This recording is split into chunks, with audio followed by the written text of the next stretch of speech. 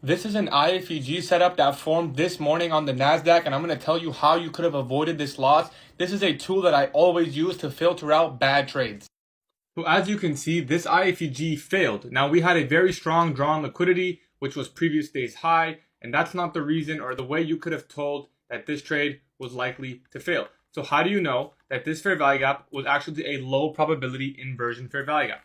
It's not actually on this chart. It's on the S&P 500 chart. If you go back to that exact same minute where that IFVG formed on the NASDAQ, you will see that it did not form on the S&P 500. The S&P 500 was showing weakness. It was respecting the gap and indicating that it was likely to make a lower low.